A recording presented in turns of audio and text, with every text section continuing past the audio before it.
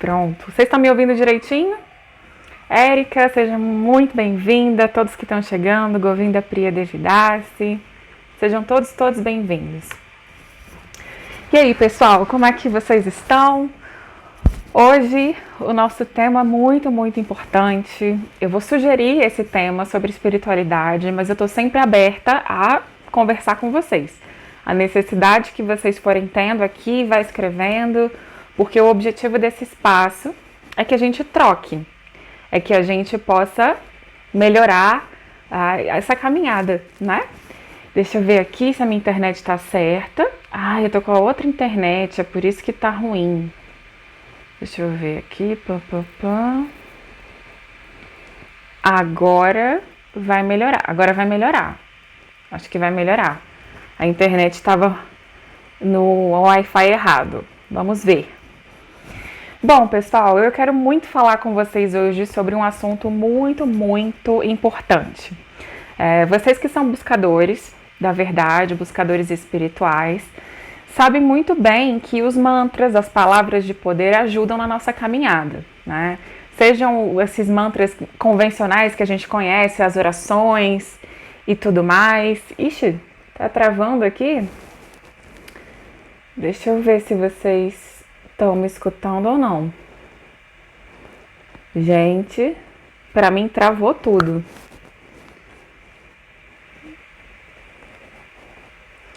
Deixa eu ver aqui. Eu vou sair e vou voltar, tá? Porque eu não tô vendo vocês.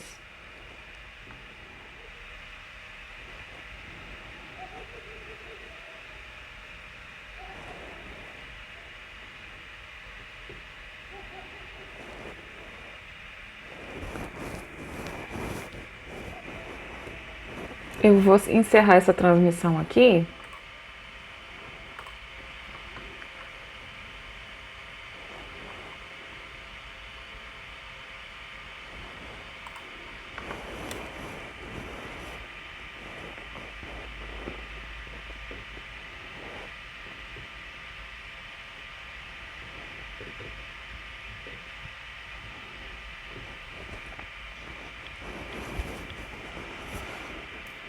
Muito boa noite. Voltando.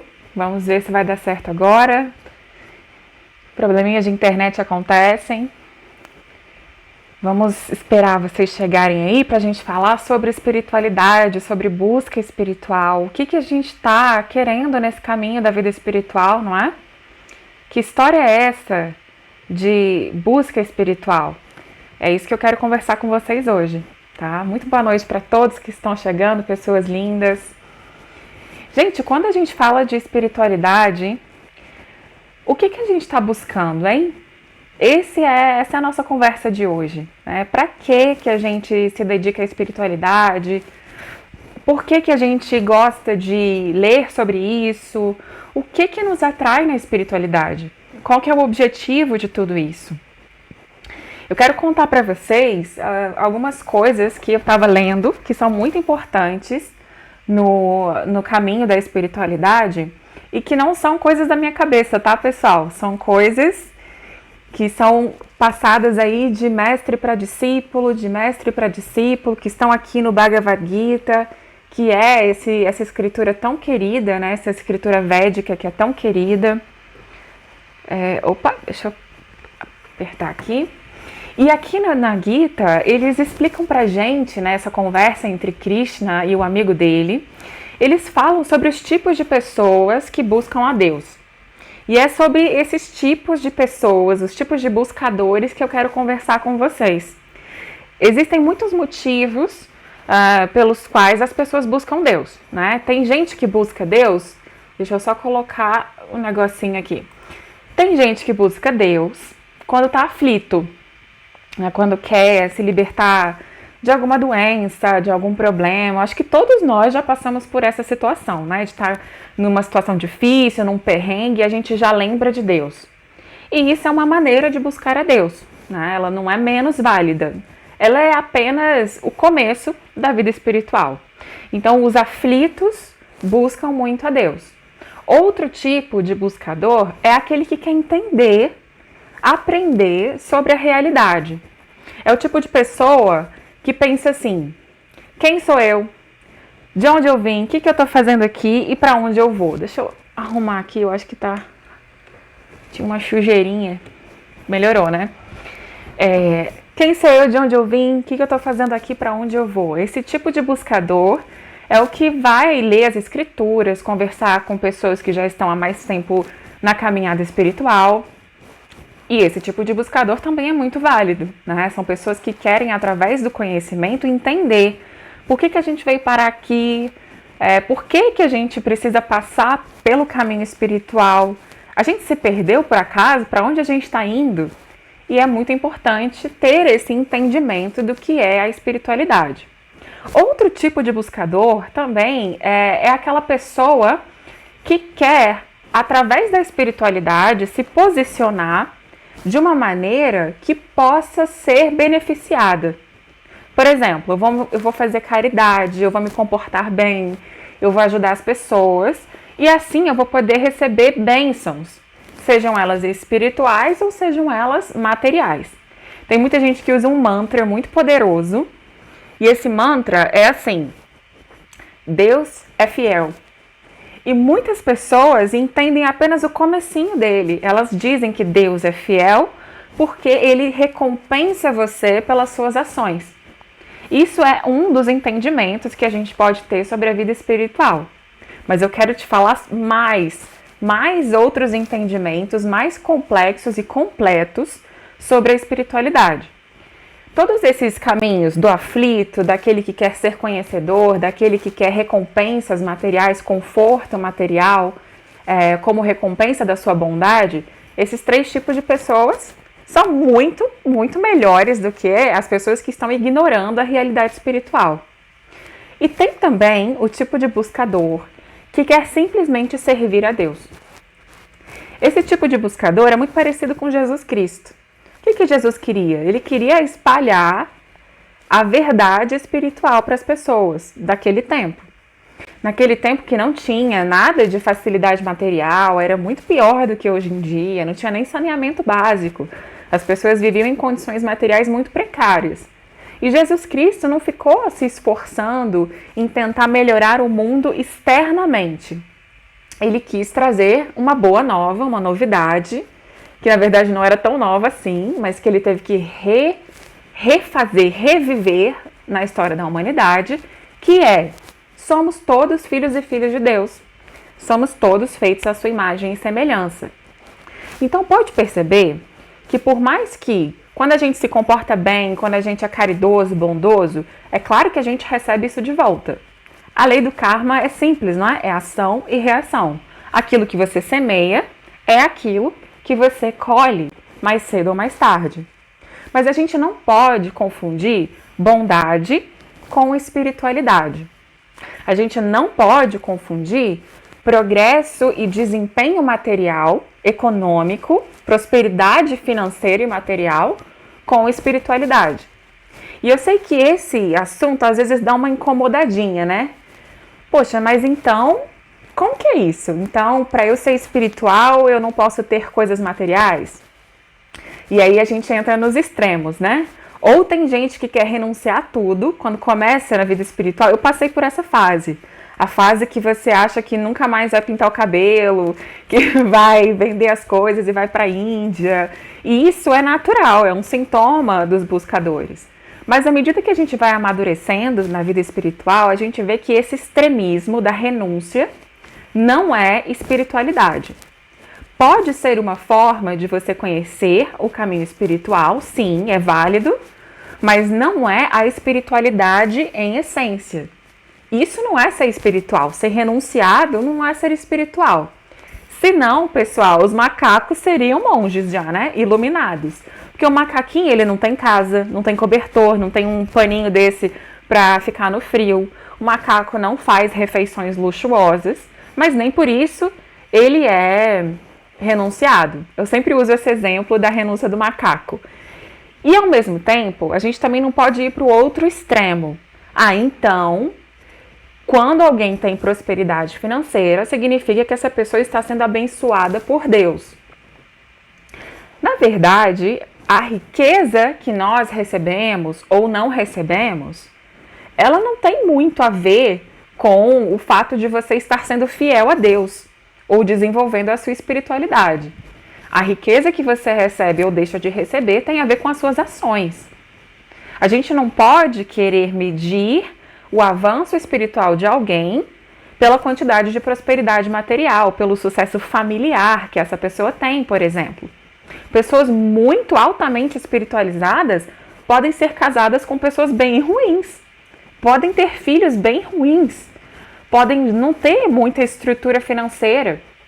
Ao mesmo tempo, pessoas com muita estrutura financeira e famílias maravilhosas podem ser espirituais. Então, uma coisa é uma coisa e outra coisa é outra coisa. É isso que eu vim conversar com você. Porque senão a gente começa a medir o nosso progresso por coisas externas, e isso é um grande erro. Existem muitas religiões temporárias que pelo menos encaminham as pessoas para a moralidade, para a bondade, ensinam aí esse caminho, né, da bondade, do amor, do respeito ao próximo, dos mandamentos. Mas essas religiões, infelizmente, muitas vezes acabam ensinando para as pessoas que espiritualidade é moeda de troca. Se eu for boazinha, Deus vai me dar um carro. Se eu for gente boa, se eu for legal, eu vou passar num concurso. Mas não vamos confundir isso com espiritualidade, ok? Não vamos nem para a renúncia do macaco e nem para a moeda de troca, como se Deus fosse aquele que tem que nos servir. Já que a gente está falando aqui, olá Everson, seja bem-vindo. Mano Mohini, Grace falando sobre controle, exatamente, é isso aí, gente. Bem-vindos todos vocês, eu não falei o nome de todos, mas todo mundo bem-vindos. E muito obrigada pela presença nessa quarta às 8, hoje eu me atrasei de novo, mas estamos aqui, né? Então é isso que eu quero trazer para vocês, gente. Já que a gente está falando de riqueza, prosperidade material e espiritualidade, a gente precisa separar as coisas para que a gente não caia nesse erro de materializar a espiritualidade, ok? Alexandre diz, boa noite, primeira aula que participa, obrigada, te conheci pelo canal Realidade Fantástica. Muito agradecida por compartilhar seu conhecimento. Eu que agradeço, sejam bem-vindos, viu, Alexandra, desculpa, seja muito bem-vinda. E foi muito legal, né, aquela conversa que eu tive com o Jamil lá no canal mesmo. E é pegando o gancho dessa conversa que eu tô trazendo esse assunto, sobre espiritualidade.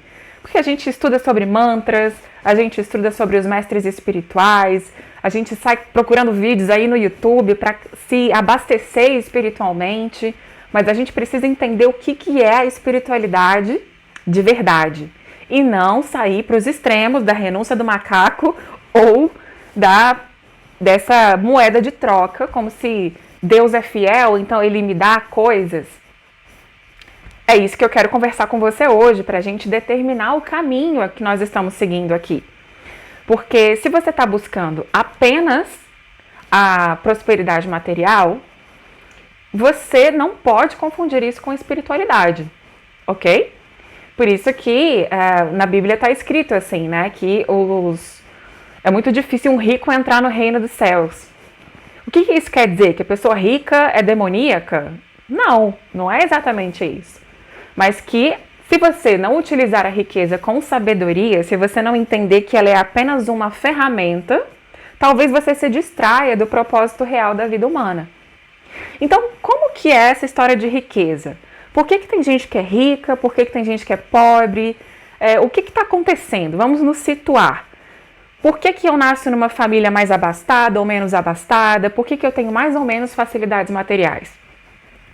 Vamos imaginar que a gente vai agora plantar um campo de trigo, tá? A gente tem aqui nossas sementes e vamos jogar sementes para poder colher o trigo na próxima estação e vender e sustentar a nossa família. Eu e você podemos sair semeando esse campo. E se a gente regar, se a gente deixar protegido ali do sol, se as coisas estiverem funcionando direitinho, no devido tempo nós vamos colher o trigo. Vamos poder vender para as fábricas, vamos poder fazer pão e etc. Mas imagina comigo aqui, hipoteticamente, que a gente está lá regando, o sol está brilhando, está tudo certo, e o trigo não quer nascer. Não nasce. Simplesmente não nasce. Aí a gente vai precisar entender o que aconteceu.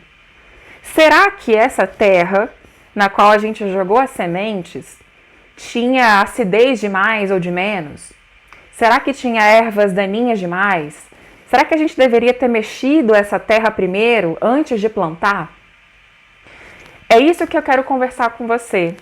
A lei do karma, a ação e reação, a prosperidade que eu tenho ou não tenho, muitas vezes a gente quer que seja assim. Eu planto o bem aqui agora e eu quero colher daqui a um mês.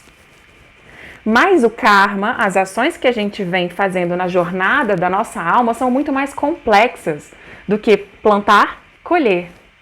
Muitas vezes a gente vai precisar retirar ervas daninhas que já estavam nessa terra há muito tempo. E talvez o trigo que eu plantar hoje vai brotar só daqui a algumas estações.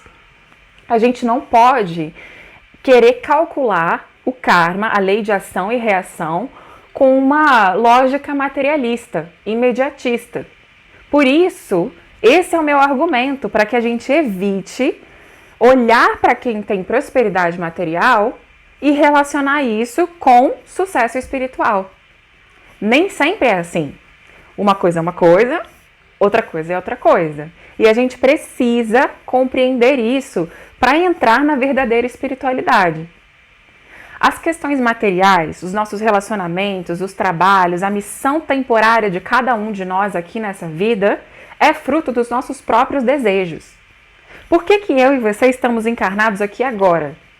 Por que a gente está nessa busca pela espiritualidade? A gente por acaso se perdeu, né? Onde que a gente estava? Para onde a gente foi? Por que nós estamos vivendo prosperidade maior ou menor nesse momento? Por que pagar os boletos e as contas é uma preocupação para todos nós, mesmo a gente sabendo que o nosso propósito maior é de outra ordem? A gente precisa assumir esse campo que a gente remexeu ou não remexeu, que a gente limpou ou não limpou e as sementes que a gente plantou. A gente plantou trigo querendo colher arroz? Então, muito mais do que você tentar muito mais do que você tentar entender por que as coisas estão acontecendo desse jeito na sua vida, é mais interessante você observar e aceitar isso como uma ferramenta. Senão, a gente vai sempre ficar lamentando e tentando encaixar peças na lógica material para justificar os nossos comportamentos e resultados. Tá dando para entender até aqui? Eu quero que vocês, junto comigo, possam entender que desses tipos de buscadores que eu apresentei para vocês, o aflito, o que quer bens materiais, o que quer conhecimento e o devoto, a gente precisa ir galgando esse caminho para ir deixando as concepções menores, mais estreitas para trás e ir evoluindo na nossa espiritualidade. Senão, a gente vai ficar sempre pedindo coisas para Deus. Ó Deus, por favor, me dê um carro, por favor, me dê um marido, por favor, me dê um filho. O problema não é pedir, o problema não é desejar essas coisas, tá? Vou deixar isso muito claro para vocês. O problema é confundir isso com espiritualidade. É confundir a nossa posição de servos de Deus como sendo o próprio Deus que deve ser servido. Se eu sou bom, portanto eu mereço X. Será? A gente esquece que o nosso campo do karma, das ações, já tem muita coisa antes, viu, pessoal? E lembre-se que Deus é muito misericordioso, muito mesmo. A gente aqui no Bhagavad Gita aprende que nós temos o direito de executar a ação. Todo mundo aqui, nesse momento, está fazendo uma ação, nem que seja respirar. Nosso corpo nunca para de fazer ações, mesmo quando está aparentemente inativo. Mas o resultado das minhas ações, quem dá é Deus. Vamos lá para o exemplo do campo de novo. Os agricultores sempre fazem a sua parte, mas se vai ter geada, se não vai ter geada, se o preço disso ou daquilo vai subir ou vai descer, não depende de quem efetuou a ação. Você precisa simplesmente fazer a sua parte. Esse é o grande pulo do gato. Se a gente está no mundo material, tem conta para pagar, tem que ter prosperidade de uma maneira ou de outra, se não dá para ignorar essa parte e virar renunciado igual um macaco, se a gente precisa continuar com ações materiais, a gente precisa então observar da perspectiva espiritual, espiritualizar o nosso karma, oferecer cada ação, cada pensamento, cada palavra, cada desejo para Deus. Porque assim você pode receber os resultados positivos ou negativos, sabendo que quando você se posiciona como instrumento, como servo, Deus vai te poupar de muito karma negativo lá de trás e vai te dar a prosperidade adequada para o seu desenvolvimento espiritual. Eu sei que pode ser um pouco desconfortável ouvir o que eu vou te falar, mas tenta abrir o coração e a mente também. Gente, poucas pessoas, poucos de nós aqui, têm maturidade espiritual suficiente para ter rios de dinheiro, viu? Imagina se a gente tivesse um montão de dinheiro. Será que a gente não se distrairia com essas coisas? Eu não estou dizendo para ninguém passar fome não, tá? Eu vou repetir algumas vezes porque é importante. Não vamos ser macacos, renunciados falsos. Nem vamos dizer que a gente é espiritual só quando a gente tem prosperidade. Não é isso. Mas a gente não pode entrar nesse engano de confundir ação com espiritualidade. Então, como sair desse ciclo? Se a ação vai sempre gerar karma, vai sempre ter um efeito positivo ou negativo, o que eu tenho que fazer? Para não ser apenas aquele que pede, Deus me dá coisas, por favor, Deus tira tal coisa de mim, Deus me dá tal coisa. Eu preciso oferecer meus talentos, qualidades, meus problemas, meus defeitos. Eu preciso oferecer tudo para Deus. Sabe quando São Francisco de Assis falou assim: Senhor, fazei-me instrumento de vossa paz. É isso que ele nos ensinou. Ele disse que eu seja instrumento da vossa paz. O que é um instrumento, gente? Vamos imaginar uma flauta. Eu pego uma flauta aqui, ó, na minha mão, igual uma flauta de Krishna. Eu vou soprar e vou movimentar os dedos nos buraquinhos para gerar as notas musicais. A flauta é um instrumento, como o próprio nome já diz. A flauta, ela não faz música sozinha. Então, quando a gente torna o nosso karma um instrumento de Deus, essas ações serão favoráveis e benéficas para a nossa vida espiritual. E aí, sabe o que vai acontecer? Talvez você não tenha tanta prosperidade quanto você deseja, mas você vai ter a prosperidade adequada para situar a sua mente no yoga, na religião, em Deus. Yoga, religião são palavras que na sua essência pura significam religar, unir, conectar.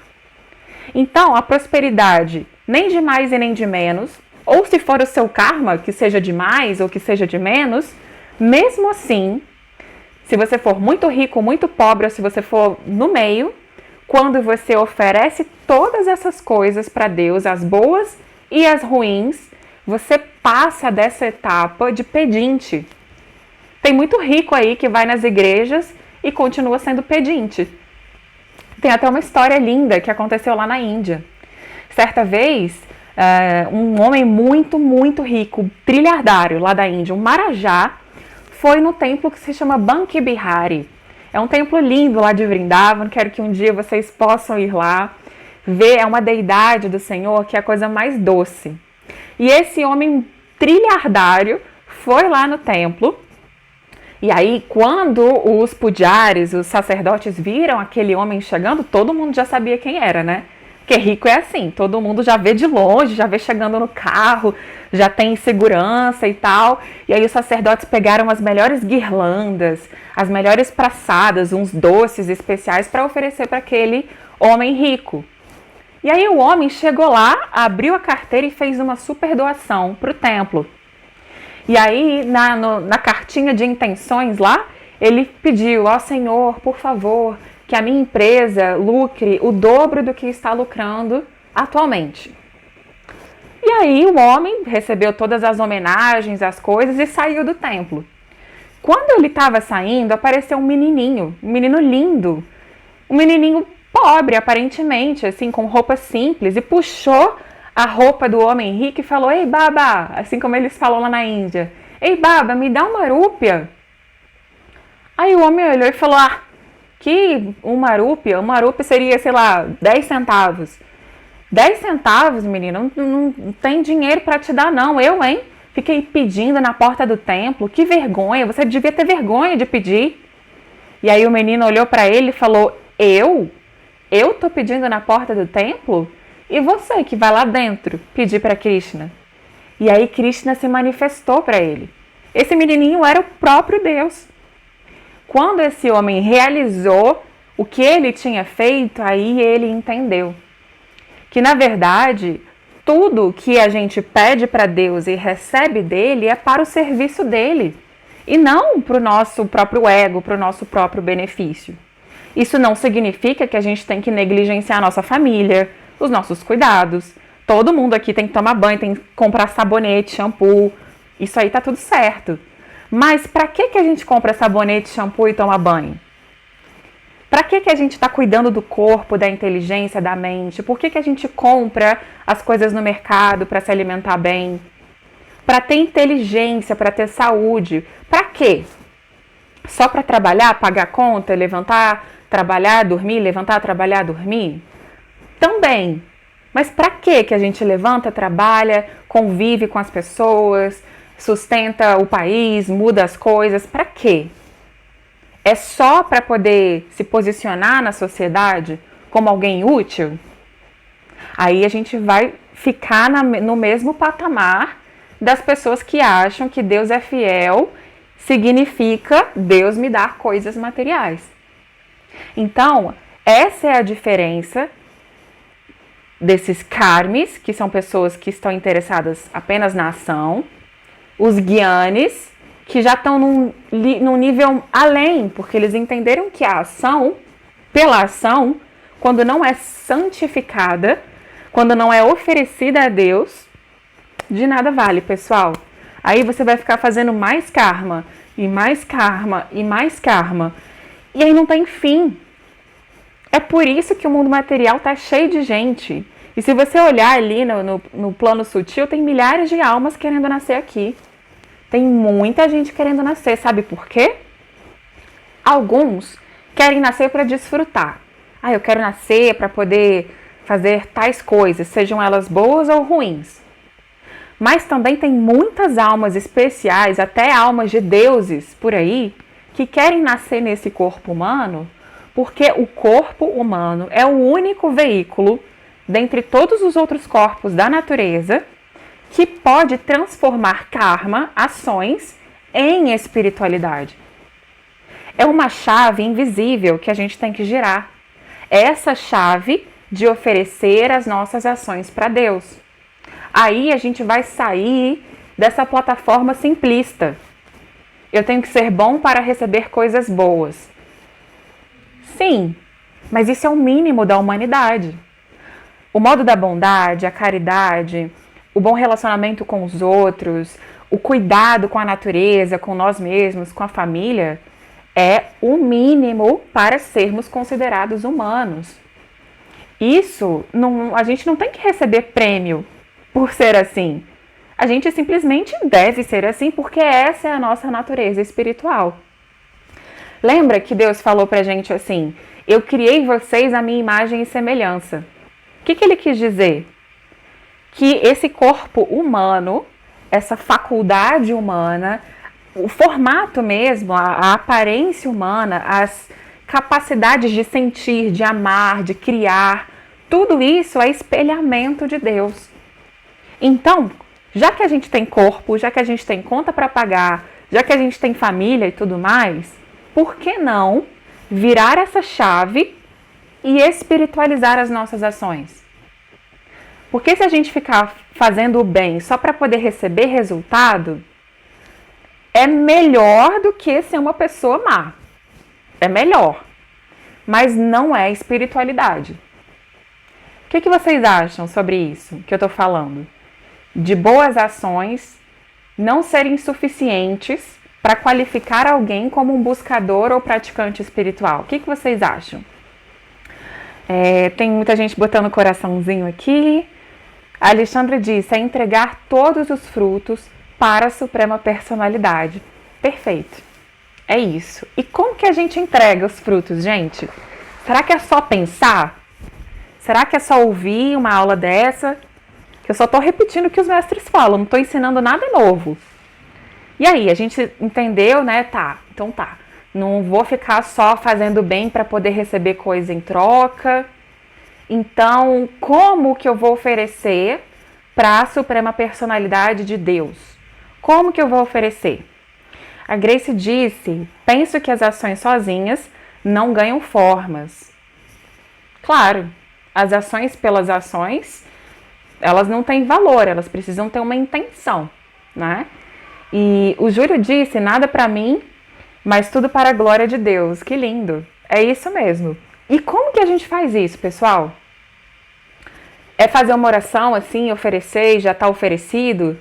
Como que eu posso perceber uma prova prática de que as minhas ações estão sendo de fato oferecidas e aceitas por Deus? Existe um processo para a gente fazer isso. Senão, todo mundo que, de maneira até ignorante, fizesse uma simples oração, já estaria garantido aí no campo das atividades espirituais. Mas não é o que a gente vê. Porque nós vemos muitas pessoas boas, prestem atenção no que eu vou falar. Tem muita gente boa, muita gente do bem, principalmente as pessoas mais pobres. Pessoas que estão lá trabalhando, que não invejam ninguém, que não roubam as outras pessoas só porque são pobres. E são pessoas que são fiéis a Deus. Elas estão lá ralando, trabalhando. Mas por que elas não saem de um certo nível de ignorância? Não é só gente pobre não, tá? Não tô querendo generalizar. Mas eu tô falando que são características que eu observo nesse nível de percepção religiosa. Se a pessoa tem amor a Deus, se a pessoa é honesta, se ela tá fazendo tudo certinho, por que ela fica naquele quadradinho da espiritualidade lá? Fica sempre naquela coisa, não consegue ver a grandeza que é o caminho espiritual. Por que isso acontece, gente? Nós precisamos pensar sobre isso para não cair nesse patamar e ficar patinando. Parece que a gente está caminhando, mas na verdade está andando em círculos. Parece. Até meu mestre falou esses dias, né? Sabe aquele máquina de engenho que precisa moer os grãos? Eles colocam um touro, um boi bem grande, colocam lá na engrenagem e o boi fica dando voltas e voltas. E eles vendam o boi. E aí o boi pensa que estava andando quilômetros e quilômetros, mas na verdade estava andando em círculos. Então, quando a gente não espiritualiza de fato as nossas ações, a gente fica na plataforma do karma, ok? Acho que deve ter uma prática diária. Sim, mas como? Que prática diária é essa? É só eu oferecer? Como que eu me qualifico? Porque a maioria das pessoas reza antes de comer, gente. A maioria das pessoas aqui é tradição, é cultural até. Não é nem espiritual, é cultural. As mães rezam pelos filhos, os pais rezam pelos filhos. O que está faltando, então, para desbloquear a percepção espiritual dessas pessoas? Porque se fosse só falar, eu já estava iluminada. Porque eu falo muito sobre esses assuntos, mas não tô iluminada não. Tô no caminho. Tô no começo do caminho. Meditação, disse a Gláucia. Meditação. Como que a meditação poderia espiritualizar as minhas ações? Tô gostando aí dos palpites, pode ir colocando. Mas o que na meditação seria capaz de espiritualizar as minhas ações? Então, todo mundo precisa meditar para poder espiritualizar as atividades materiais? Como que é isso? É essa lógica que eu quero trazer para vocês a partir das escrituras, a partir de quem já conhece o caminho. Não é especulação mental minha, não. O Júlio disse pensar, sentir e agir. Excelente. Pensar, sentir e agir são atividades relativas ao corpo e à mente. Há duas esferas que ainda são materiais. O corpo é grosseiro, físico, dá para pegar. E a mente também é física, mas é sutil. Não dá para pegar, mas também é material. Então, pensar, sentir e agir são coisas relativas ao corpo.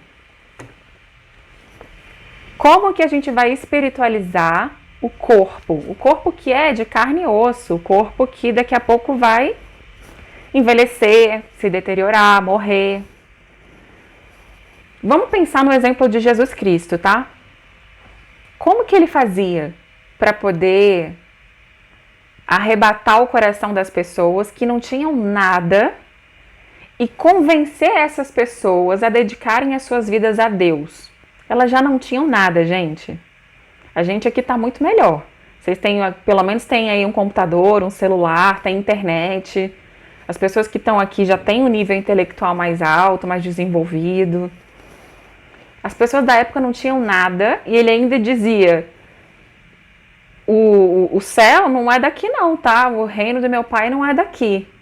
Como que ele fez com que essas pessoas que já não tinham nada pudessem acreditar que deveriam investir na vida espiritual enquanto estão encarnadas?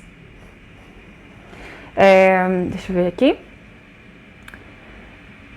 A Grace falou, reconhecendo a autenticidade de nosso ser. Interessante, Grace. Está chegando aí no ponto que o Bhagavad Gita fala. O que é essa autenticidade? Reconhecer a autenticidade do nosso ser. O Alexandre disse, seria transcender nossas ações? Ou seja, considerar tudo como sagrado? Qualquer solicitação do mundo? Sim. Sim para você e sim para Grace. Porque a gente só consegue transcender as ações quando a gente entende a autenticidade, a identidade do nosso ser. Mas então, por que quando a gente fala isso, ensina isso, não está mudando muito as coisas na prática? Por que a gente ainda tem medo, dúvidas, ansiedades, apegos, preconceitos, mesmo sabendo? Porque é muito teórico isso, né? Vamos transcender as nossas ações e considerar tudo como sagrado. Será que é só uma questão de sentimento? O sentimento também é de ordem material. É sutil, mas é material. Então, como espiritualizar as nossas ações, sendo que a gente age com o corpo físico e pensa com a mente física? Sutil. E aí? Parece que é uma pegadinha, né? Porque qual que era a diferença de Jesus para as outras pessoas? Tinha gente até que olhava para ele e achava que ele era doido.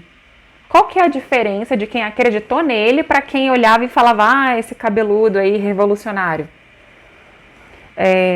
Júlio disse, porque não somos perfeitos, estamos nos construindo. Com certeza. Mas e aí? Já que a gente quer se construir e quer parar de ficar gerando karma por gerar karma, como cessar as atividades materiais? Já que não dá pra gente parar de respirar, de trabalhar, de pagar conta. Eu tenho que pagar minha internet para falar com vocês aqui. Eu tenho que atender as pessoas para poder ganhar o pão e botar na mesa. Já que não dá para cessar atividades materiais, é uma misturinha do que vocês falaram aí. Primeiro, eu preciso me posicionar na minha real identidade. Eu tenho um corpo, eu tenho uma mente, eu tenho um ego. Nessa vida, o meu ego diz assim, eu sou Amanda, eu sou mulher, eu sou brasileira. Essa identidade é temporária. Ela está aqui comigo por conta das minhas ações passadas e das missões que eu preciso desenvolver. Mas essas coisas são apenas ferramentas que a minha alma, que está aqui, no coração espiritual, usa para poder chegar nessa autenticidade do ser que a Grace falou. E aí? Como que eu vou me situar? Então é só eu ouvir sobre isso? Ah, a Amanda falou, eu li no Bhagavad Gita, eu escutei no templo, na igreja, então eu sou espiritual. Porque conversar, pessoal, conversar a gente conversa, né? Eu já fui em muitas aulas, muitos cursos e tudo mais. Eu quero sair da teoria. Como é que eu vou me espiritualizar? É só escutando alguém falar e concordando? Se você, isso toca seu coração, mas isso tocou seu coração ou tocou sua mente? Como saber a diferença? Quando a gente vai evoluindo no caminho da espiritualidade, a gente percebe que muitas vezes a gente manifesta uma fé que se chama fé material. Parece que é fé, mas não é. Parece que você realmente está querendo obter Deus, mas na hora do vamos ver, você está querendo obter mesmo é conforto, seja físico, mental, emocional, existencial. A gente não pode esquecer que a espiritualidade verdadeira não é se libertar do sofrimento. Se libertar do sofrimento é consequência da espiritualidade verdadeira, mas não é o fim. A gente não está adorando Deus para se livrar dos problemas. Jesus mesmo, até o último segundo, enfrentou problemas. Então ele não pediu, Deus, me tira daqui, da cruz.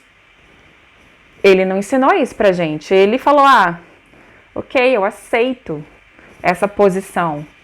Porque é essa posição de total submissão à vontade de Deus, utilizando o próprio corpo e o sangue dele como instrumentos para provar a supremacia de Deus, era o que ele tinha que fazer. Jesus não amarelou, não. Ele não, então eu vou me esconder ali no sul da não sei aonde para poder me livrar da via sacra. Ele não se escondeu, não. A Arjuna também, ó. A Arjuna até deu uma fraquejada, viu? Ele estava prestes a lutar essa grande guerra do Mahabharata e falou, Krishna, tá complicado, eu não quero lutar, tem um monte de gente que eu amo ali do outro lado, eu não quero matar essas pessoas. Aí Krishna falou, como assim, Arjuna? Esse é o seu dever, você tem que fazer o seu dever. Não tem essa de, então agora eu não quero mais. Deixa eu ver aqui, muita gente disse Hare Krishna, Leonor, querida, seja bem-vinda, Cris, beijo para você também, Prabhu Narendra Verma, Hare Krishna. Carla disse, então, eu me percebia bem egóico. Não uma pessoa má, mas comecei a observar que eu fazia tudo querendo as coisas em troca. Então, nos últimos tempos, tenho percebido que tem pessoas que precisam de mim. Excelente. E isso, Carla ou Anitta, acho que é Carla, né? Se eu tiver falado o nome errado, desculpa. Mas é isso mesmo, a gente precisa passar por essas etapas. Porque se você não percebe isso, quando a gente percebe um erro, na verdade a gente devia comemorar. Na verdade isso aí também nem é um erro, é simplesmente um estado mental. E a gente vai mudando, vai amadurecendo e vai percebendo. Mas falei bastante aqui, né? A gente entendeu que a gente precisa se reconhecer como alma espiritual, a gente entendeu que precisa espiritualizar as ações, mas como que eu vou fazer isso na prática? Porque se a meditação é Carla, né? Tá bom, é bom que eu já aprendo. Se a meditação, como sugeriu a Gláucia, fosse simplesmente uma chave, meditou, espiritualizou, eu acho que eu já não estaria mais aqui. Eu tenho uns quilômetros de esteira de meditação por aí, sabe? Já fiz bastante meditação. Mas o que é de fato espiritualizar? Se não é um pensamento, se não é um sentimento, se não é a fé material, a gente precisa desenvolver a fé espiritual. E aí, pessoal, eu já tô até falando muito, já são 9h04. Eu vou fechar o raciocínio aqui. Se não são todas essas coisas externas, a gente precisa... Agora eu vou fazer um link para quem assistiu a aula sobre o poder dos mantras. A gente precisa através do nosso corpo, mente, sentimentos e fé material, nos conectar com alguém que já está conectado com Deus. E pode ser um pouquinho polêmico isso aí, tá? Mas a gente precisa falar disso. Para quem assistiu a aula sobre os mantras, teve um momento que o Jamil me perguntou: e aí, Amanda, mas se eu quiser aprender um mantra, o que eu tenho que fazer? Aí eu falei: Jamil, não importa a religião da pessoa, não importa a vertente, mas ela precisa de um mestre qualificado. E é aqui que eu queria chegar, ok? Obrigada, Carla, muito obrigada. Então, como é que é essa história de mestre? Então, eu preciso de um mestre para poder espiritualizar as minhas ações? Precisa, meu amigo. Precisa. Por isso que Jesus disse: eu sou o caminho, a verdade e a vida. Ninguém vai ao Pai senão por mim. O que ele quis dizer? Que só Jesus salva? Que só Ele é o único Filho de Deus e que depois dele ninguém mais pode revelar essa verdade? Não. Não. Ele está dizendo que ninguém vai ao Pai senão por mim.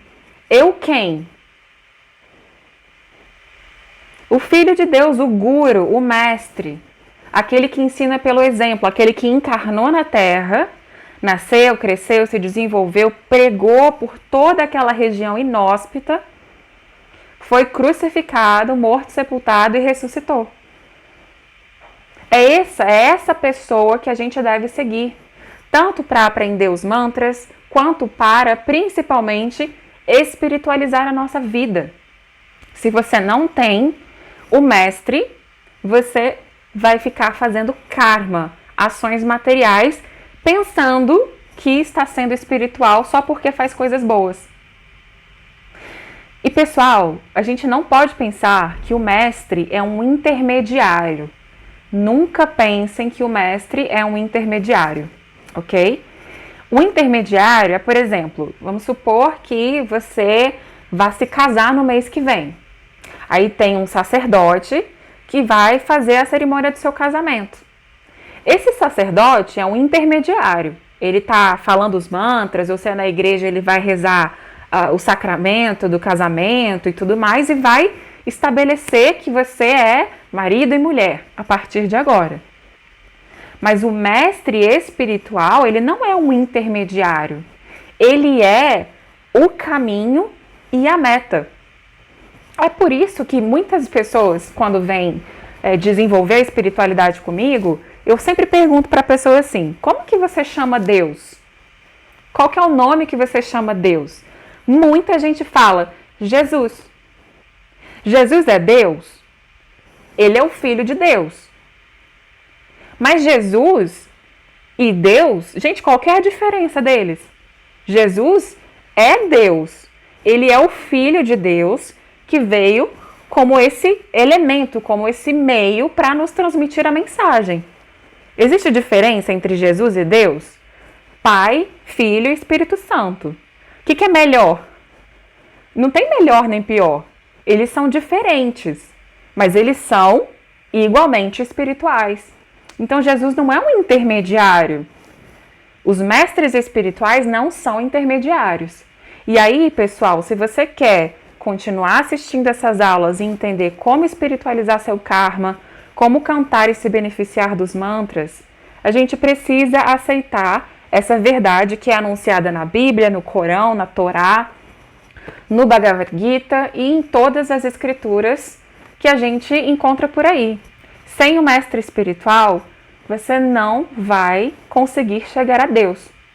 Por quê? Porque a gente precisa de outra pessoa, porque a gente não tem competência?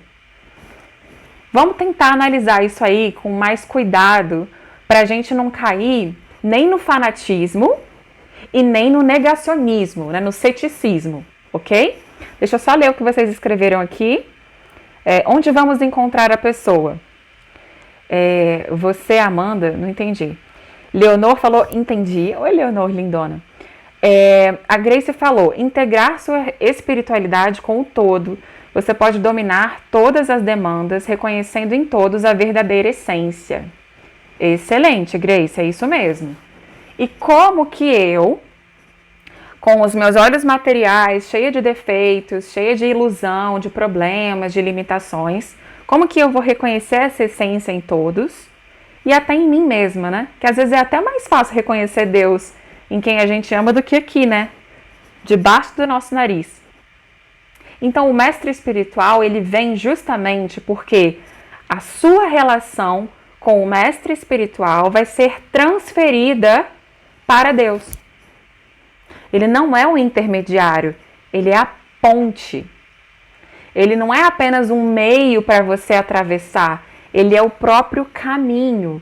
Você vai, à medida que vai estabelecendo esse relacionamento com o mestre espiritual, essa mesma potência de relacionamento vai se amadurecendo em relação a Deus.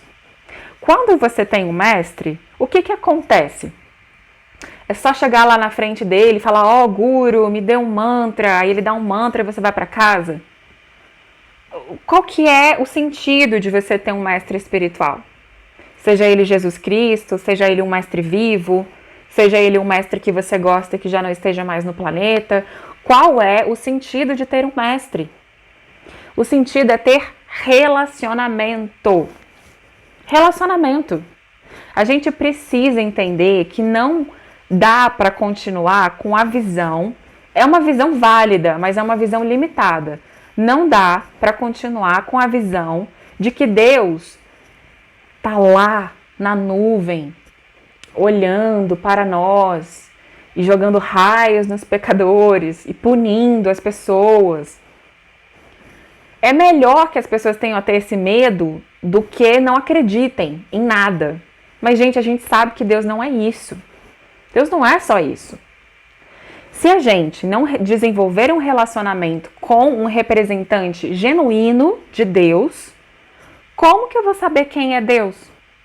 Vamos supor que Jesus não tivesse vindo, tá? 2000 anos atrás nada aconteceu. Quem teria contado pra gente que na casa do Pai tem muitas moradas? Quem teria contado pra gente que não é para apedrejar ninguém, não? Quem teria contado essas coisas? Deus, ele vem pessoalmente, muitas vezes aqui na Terra. E outras vezes ele manda o guru fidedigno, Jesus, por exemplo. Quando Deus vem, muita gente percebe e se beneficia disso. Assim como os apóstolos, as pessoas que acreditaram em Jesus. Mas e as pessoas que olharam e ignoraram? E as pessoas que olharam e criticaram, coitadas, piores ainda. Se Deus não enviar os seus representantes verdadeiros, a gente não conhece sobre ele. Gente, vamos lá, vamos ser muito sinceros. Qual que é a preocupação das pessoas nesse momento da humanidade? É ter comida em casa, é conseguir manter o emprego, é não pegar o coronavírus, é não morrer. A preocupação da massa geral é simplesmente sobreviver. Aí a gente volta para o começo da aula. A maioria das pessoas busca Deus, a igreja, os templos, para amenizar o sofrimento material. Como se o sofrimento material, se você for para a igreja, se você for para o templo, se você for fazer uma peregrinação na Índia, eu estou indo, então Deus vai aliviar o meu sofrimento material, como se fosse responsabilidade de Deus, sendo que quem plantou o trigo fui eu e você. Não, mas Deus precisa me livrar. Ele até livra, viu? Porque ele é muito misericordioso. Gente, se eu fosse receber toda a carga negativa das ações passadas que eu fiz de uma vez, eu não estaria aqui. Eu tenho certeza que Krishna dá uma aliviada pro meu lado, para eu poder continuar. Mas não é responsabilidade dele pagar as contas que eu fiz. Dá para entender o que eu estou falando aqui, pessoal? A Leonor perguntou, o Papa é um representante de Deus? Nossa, que pergunta linda. Amei. Já vou te responder. A Gláucia disse, então o mestre espiritual pode ser Jesus? Duas perguntas maravilhosas. Gente do céu, vocês são demais. Muito obrigada. Vamos lá. Quem é um mestre espiritual verdadeiro? Porque de guru, pedófilo, abusador de crianças, velhos, mulheres e de animais, tá cheio, né? Na verdade, tem mais gente enganadora do que mestre espiritual verdadeiro. Isso aí é inegável. Tanto no meio cristão, quanto lá na Índia. Na Índia, gente do céu, tem um monte de gente muito doida que diz que é guru, mas não é. E como fazer, né? Porque quando você precisa procurar um mestre espiritual, não é só ele ter uma barba, uma roupa laranja, não é só como, por exemplo, o Papa, né? Tem um negócio na cabeça, foi eleito o Papa. Isso não automaticamente o coloca na posição de mestre espiritual. O mestre espiritual tem características. Que características são essas? São características pré-determinadas por Deus, através das suas escrituras. Como que Jesus se comportava? Alguém aqui já viu ou ouviu em algum lugar que quando Cristo chegava numa cidade nova para pregar, ele falava assim, ó, gente, faz a fila, 5 moedas de ouro para cada um me escutar. Entrega aqui para Paulo, para Pedro. Alguém já ouviu falar disso? O mestre espiritual, o primeiro sintoma dele é que ele não tem nenhum apego material. Se alguém deu para Jesus Cristo algum dia moedas e deu roupas para ele, com certeza ele deve ter aceitado, porque ele tinha muita gente para vestir e para alimentar. Mas ele nunca pediu para ninguém. Ele aceita tudo para o serviço do Senhor. Mas ele não tem apego às moedas de ouro, às roupas, aos temperos, às comidas. Ele aceita tudo e serve Deus. Então, esse sintoma é muito importante. O mestre espiritual verdadeiro não tem qualquer apego material. E isso não é só relativo a dinheiro. Isso é relativo ao contato sexual com as pessoas. Se é um guru em relação às mulheres ou aos homens, se é uma guru em relação aos homens e às mulheres. Não no sentido de que um mestre não possa ser casado, por exemplo. Existem mestres espirituais perfeitos que são casados e têm filhos, tá? Fica a dica. Mas o que é esse contato, esse apego sexual que eles não têm? É a exploração da sexualidade alheia. O uso da sexualidade como ferramenta de poder. Então, apego material envolve tudo isso. Então, Jesus jamais pediu dinheiro para ninguém. Se ele aceitou, que bom para a pessoa que deu para ele e ele aceitou. Mas ele não fazia, ele não vendia as aulas dele, ele não vendia a presença dele, os milagres dele, ele é puro.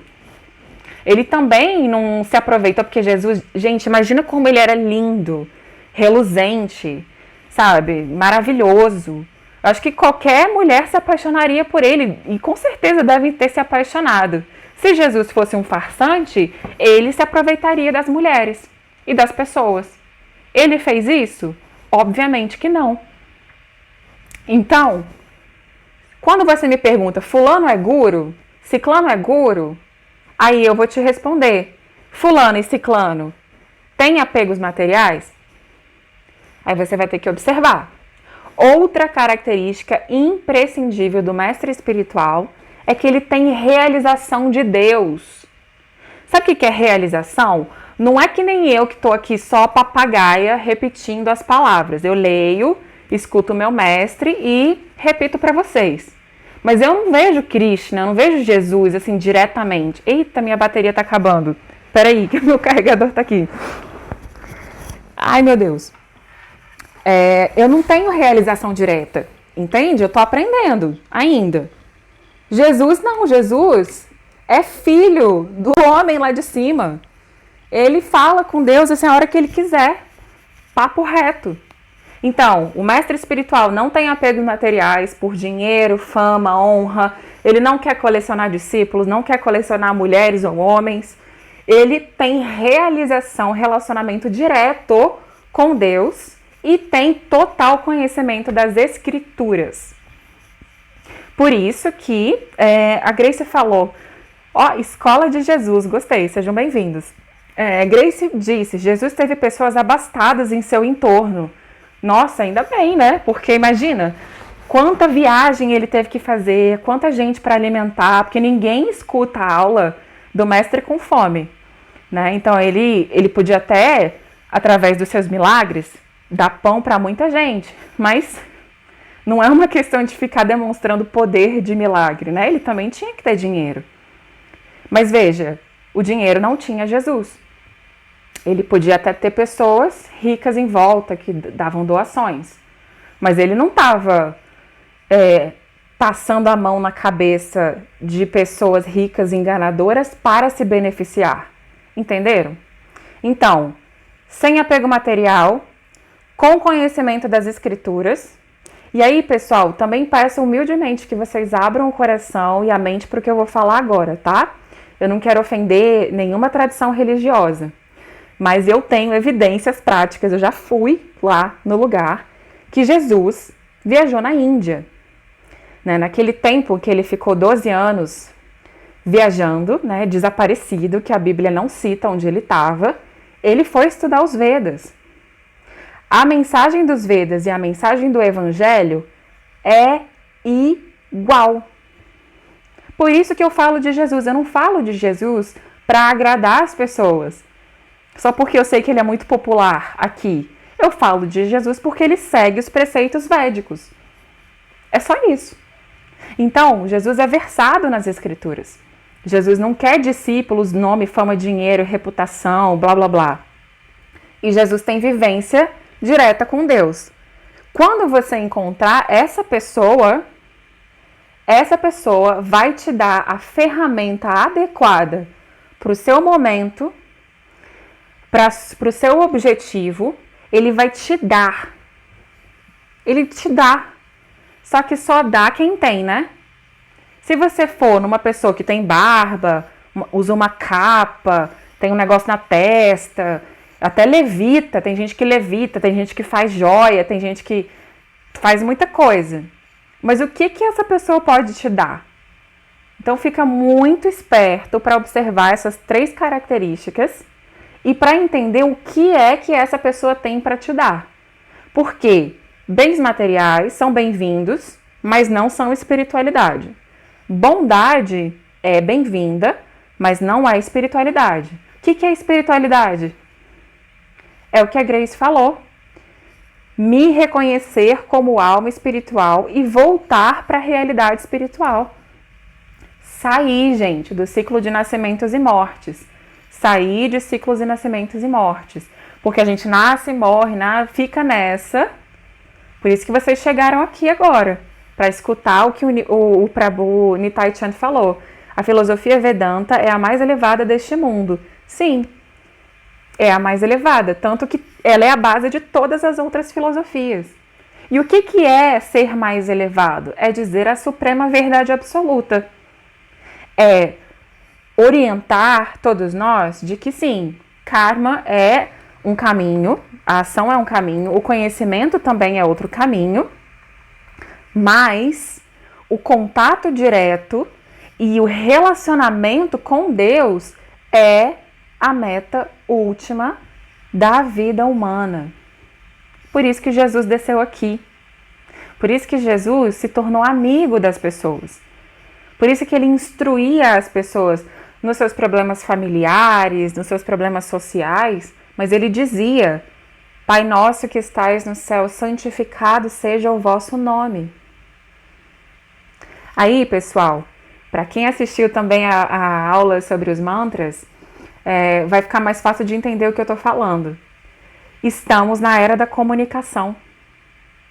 Essa é a era da comunicação.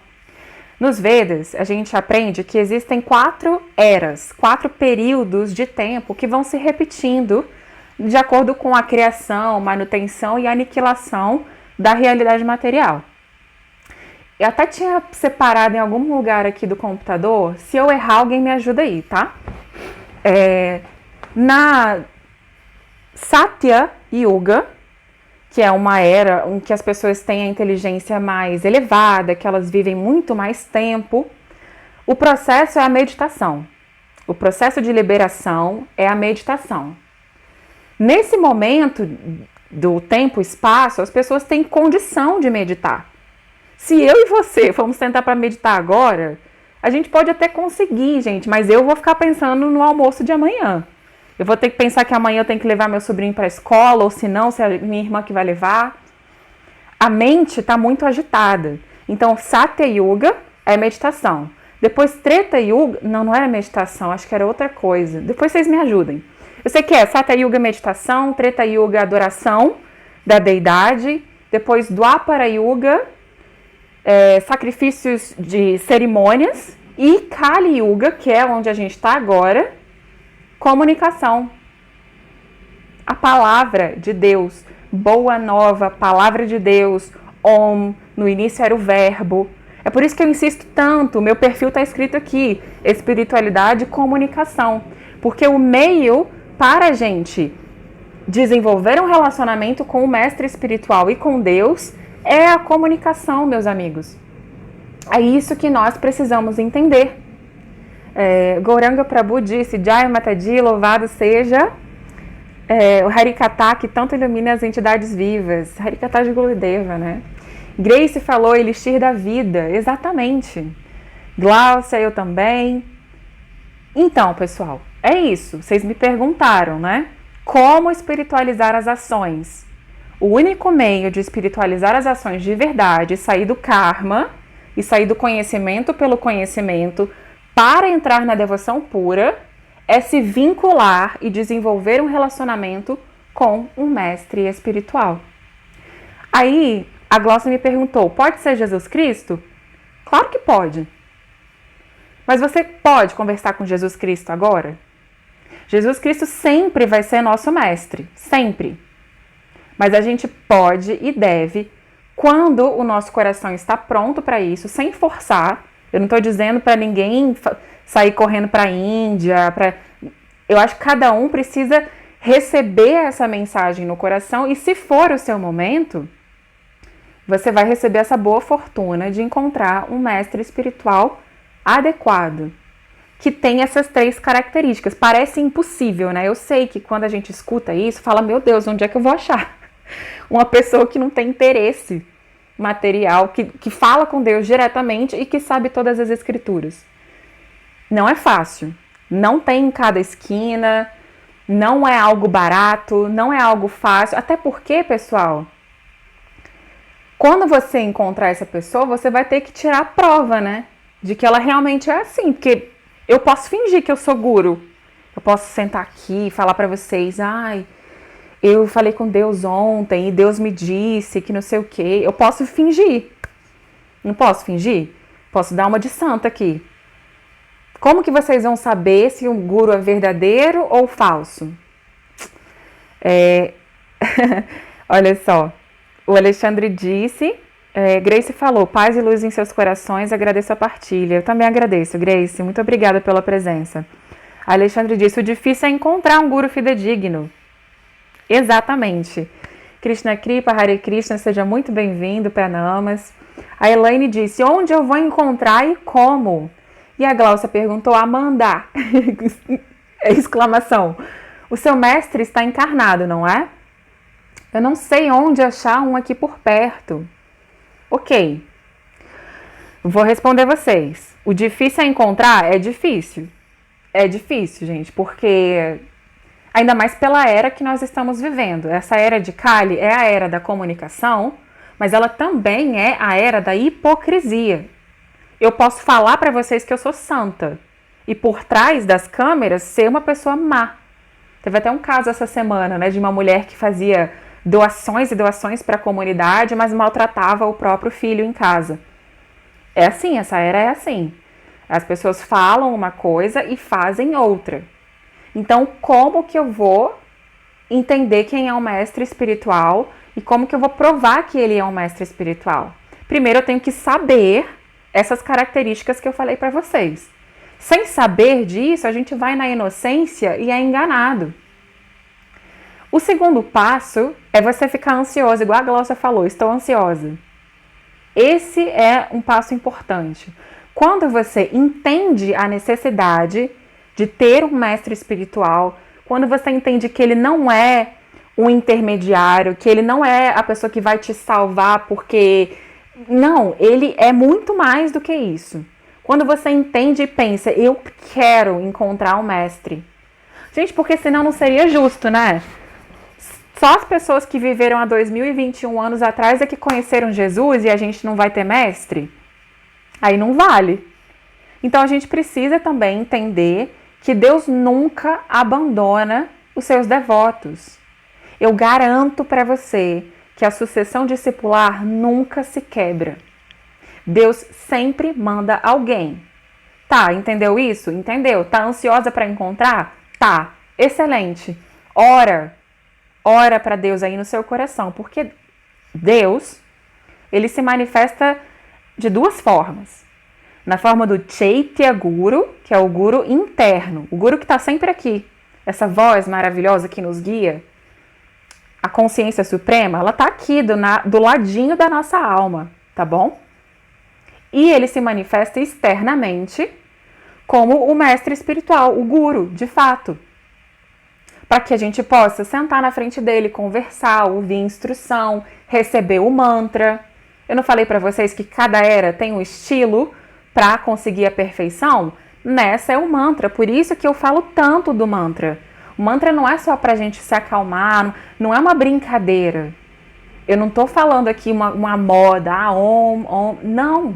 O mantra é um método de autorrealização para essa era.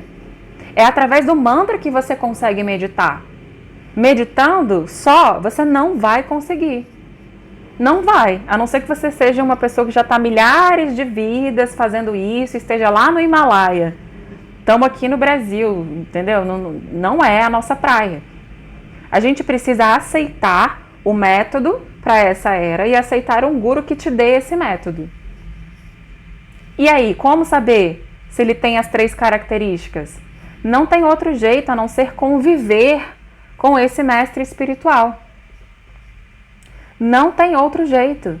Se você não conviver, se você não se der ao trabalho de conhecer as pessoas santas, então tá, Amanda, você está falando que tem gente santa, como que eu vou achar? Pergunta para quem tem um guru, por que você escolheu esse guru para você? Qual foi o seu critério de escolha? Como você tem se beneficiado desde que você conheceu esse mestre espiritual? Foi assim que eu fiz. Lá atrás, eu olhei para aquele tanto de gente sentada naquela sala, achei muita gente esquisita no templo, falei, gente, esse povo aqui é meio doido, mas eu vou ficar aqui, eu vou ver de qual que é. E aí eu fui vendo quem fingia que era devoto, quem é devoto de verdade, quem serve o guru para aparecer, quem serve o guru de verdade, você vai vendo. Mas para você ver, você tem que ficar. E ficar não é fácil. Ficar... Você acha que quem estava perto de Jesus? Eram os iluminados maravilhosos? Ou eram os piores dos piores? Quando a gente acende uma lâmpada à noite, o que fica perto da lâmpada? Bichinho, né? Bichinho. Então, onde tem luz, onde tem o mestre, você vai encontrar muita coisa feia também, tá? Eu não vou mentir pra você. Ai, vai lá, tua iniciação vai ser tudo lindo e não vai ter dificuldade. Quanto mais você quiser se aproximar de Deus, mais dificuldade você vai ter. Eu não vou mentir pra vocês pra vender nada, não. É verdade. Mas eu garanto que é bom ficar perto e começar a observar sem criticar e sem julgar. Porque tudo que eu vejo no outro, a feiura, a falsidade, o querer aparecer, é o que eu tenho aqui em mim. Eu sei muito bem o que eu tenho aqui em mim. Mas eu não vou arredar o pé de perto do mestre por ainda ver o defeito dos outros. Por ainda ver que tem pessoas interesseiras e que estão ali só para dizer que tem um mestre. Mas eu preciso conviver, eu preciso fincar o pé, fazer parte, desenvolver um relacionamento com ele. Talvez o seu mestre não seja o meu, não precisa ser o mesmo. Entende? Mas se você não se vincular, assim como Jesus disse, ninguém vai ao Pai senão por mim. Se você não se vincular ao mestre, não receber o mantra dele, não pagar o preço para saber se ele é um mestre verdadeiro, se você não ouvir a instrução e se você não seguir a instrução, você vai ficar brincando de espiritualidade. E isso cansa, isso desgasta. Isso é religiosidade falsa, temporária. Aí a gente volta. Tem um monte de gente boa, maravilhosa, gente sincera, honesta, mas que não entendeu o que é verdadeira espiritualidade. Essas pessoas boas, sinceras e honestas vão continuar sofrendo coisas boas e ruins do mundo material. E não vão sair desse ciclo até entender que se você não tem um relacionamento com o devoto puro de Deus, aí a gente vai só ficar brincando de meditar, brincando de cantar mantra. Aí a gente vai ficar querendo poderes místicos, querendo levitar, querendo fazer isso e aquilo. Isso aí são distrações de Maya, que parecem espiritualidade, mas não são. E eu falo isso para vocês com o maior respeito. Eu sei que não é fácil escutar, não é fácil, eu tô meio que quebrando, né, assim, o glamour da espiritualidade, mas é isso. Esse planeta não é a nossa casa definitiva, ele é uma passagem. E pra gente passar aqui, a única maneira digna que a gente tem é manter os nossos trabalhos, o nosso lugar na nossa família, manter o nosso dever, não arregar, né? Não querer, não, agora eu não quero mais. Tem que ficar. Não tem essa de correr, não, de querer virar macaco renunciante, não. Fica, faz o que você tem que fazer. Mas ao mesmo tempo, use o mantra indicado para essa era, que é dado por aquele que já tem. A gente só dá o que tem. Então, eu tenho um mestre espiritual, por isso que eu tô falando disso para vocês. Eu já vi, já li muita coisa. Eu já acompanho pessoas que buscam espiritualidade, que no fim das contas vão parar lá na Índia, que chegam lá com essa ilusão de que agora eu tô na Índia, eu vou meditar, que qualquer guru lá que põe a mão assim na sua cabeça é um mestre puro. Eu já vi muita gente ser enganada, eu já vi muita gente ser humilhada, eu já vi muita gente, aqui no Brasil mesmo, João de Deus, essas pessoas assim, que são gurus, né? Eles se dizem gurus, mas não são. Então a gente vê tudo isso. Mas não é porque o mundo tem defeitos que a gente pode desistir da instrução que Jesus deu.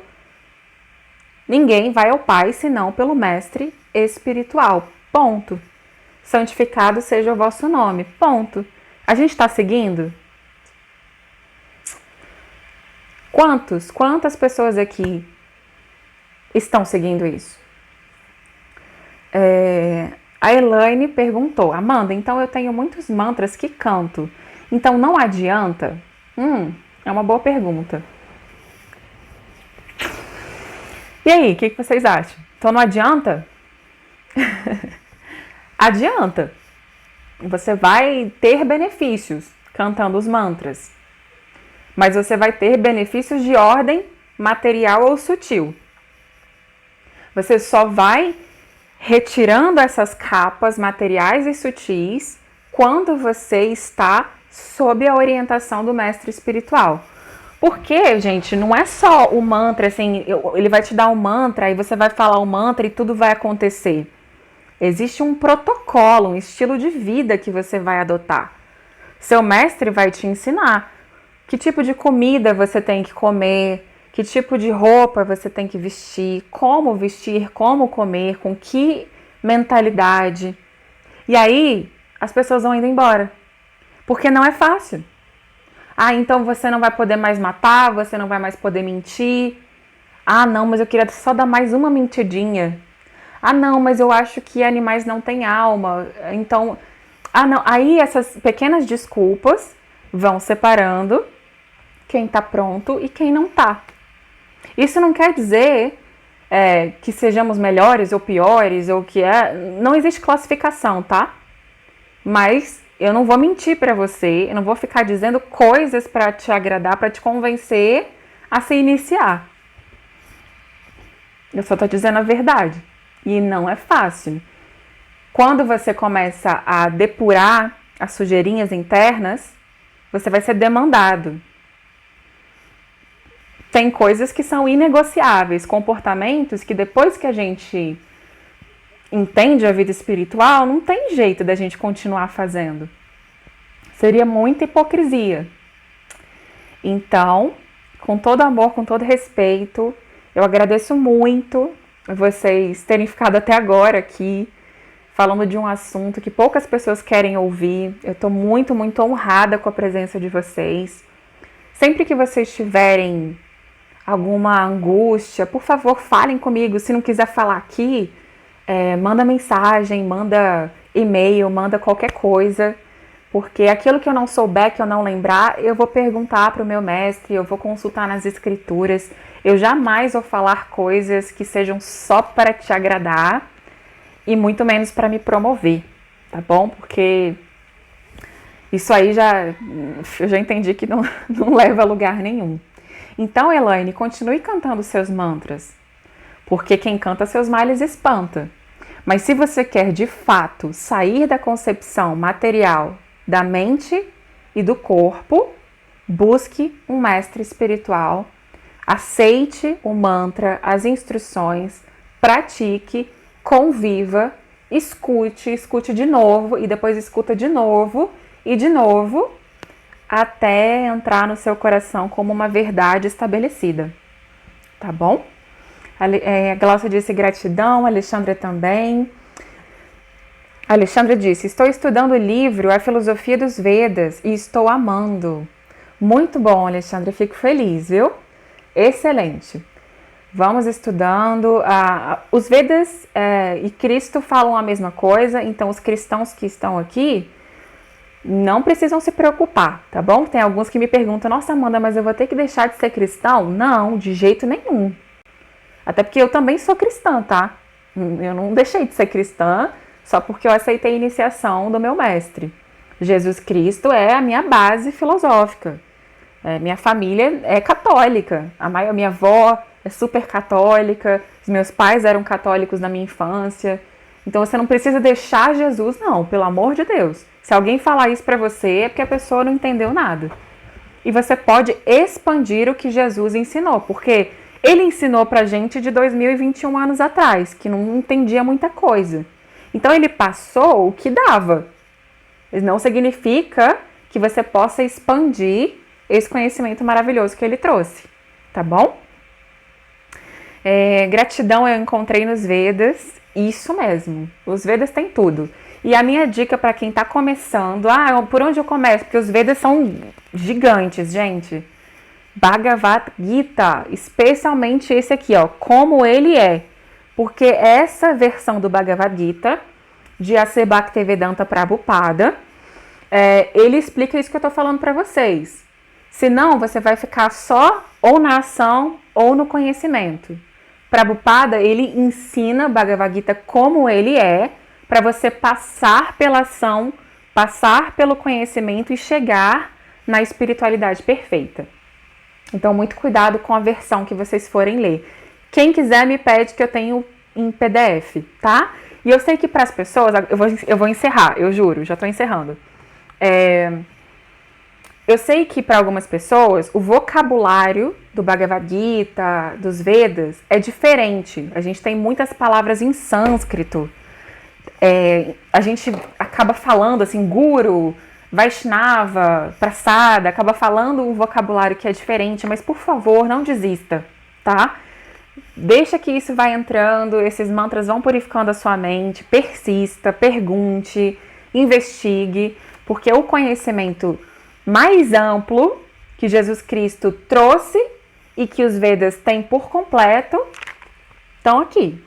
Bhagavad Gita como ele é, tá bom? E a gente continua toda quarta às 8 e pouquinho, eu tô sempre aqui. Me mandem sugestões, perguntas, por favor.